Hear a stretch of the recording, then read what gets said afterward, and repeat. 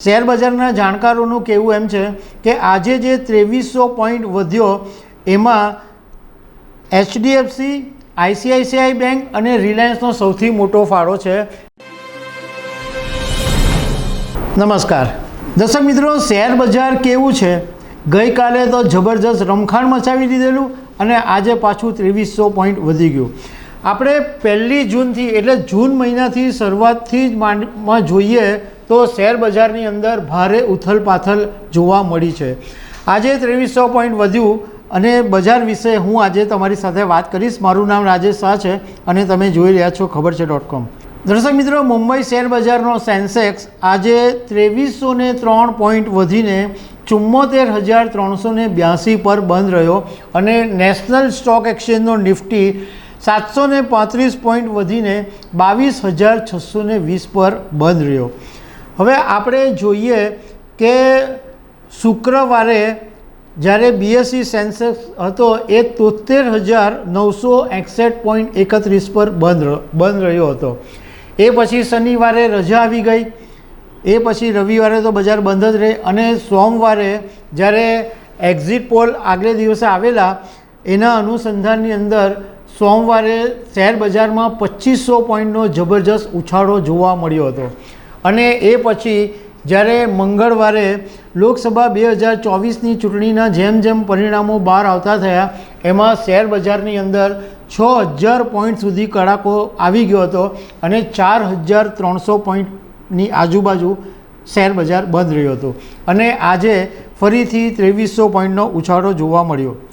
આજે મુંબઈ શેર બજારની અંદર ઓટો શેરો, મેટલ અને એફએમસીજી શેરો વધ્યા, પરંતુ શેર બજારના જાણકારોનું કહેવું એમ છે કે આજે જે 2300 પોઈન્ટ વધ્યો એમાં એચડીએફસી, આઈસીઆઈસીઆઈ બેંક અને રિલાયન્સનો સૌથી મોટો ફાળો છે. કારણ કે આ શેરો વધવાને કારણે સેન્સેક્સ વધી ગયો. એમાં એવું હોય છે કે બીએસસીની અંદર 30 શેરો હોય છે જેના વેઇટેજ ઉપર સેન્સેક્સ વધઘટ થતી હોય છે. એટલે આ 3 શેરોમાં વધઘટ થવાને કારણે સેન્સેક્સ 2300 પોઈન્ટ વધ્યો. બીજું, આજે શેર બજાર વધવા પાછળનું એક કારણ એવું પણ છે કે હવે એવું ચિત્ર દેખાઈ રહ્યું છે કે એનડીએની સરકાર બનશે એટલે પ્રધાનમંત્રી નરેન્દ્ર મોદી ત્રીજી ઇનિંગ શરૂ કરી શકે એવું ચિત્ર દેખાતા શેર બજારની અંદર થોડોક ઉછાળો આવ્યો 2300 પોઈન્ટનો. અમે થોડીક શેર બજારના જાણકારોની સાથે વાત કરી તો એમણે એમ કીધું કે અત્યારે બજાર થોડાક દિવસ આક્રમક રહે તેવું લાગતું નથી. કારણ કે એક તરફ એનડીએની સરકાર બને એવું તો દેખાય છે, પરંતુ એની સાથે સાથે એના જે સહયોગી છે, ચંદ્રાબાબુ નાયડુની પાર્ટી ટીડીપી છે, જેડીયુની નીતિશ કુમારની જેડીયુ છે, આ બધા જે તડજોડ માટે જે ડિમાન્ડ કરી રહ્યા છે એ બધા પર શેર બજારની નજર છે. કારણ કે ચંદ્રાબાબુ નાયડુએ પણ મોટા મોટા મંત્રાલયો માંગ્યા છે, નીતિશ કુમારને પણ મોટા મોટા મંત્રાલયો જોઈશે, ચિરાગ પાસવાન પણ મંત્રીપદ માંગી રહ્યા છે. હવે આ બધા ગઠબંધનની અંદર મોટું જો આપવું પડશે તો એ સરકાર ચલાવવી મુશ્કેલ પડી શકે. એટલે અત્યારે થોડાક દિવસ તેલ અને તેલની ધાર જોવામાં આવશે.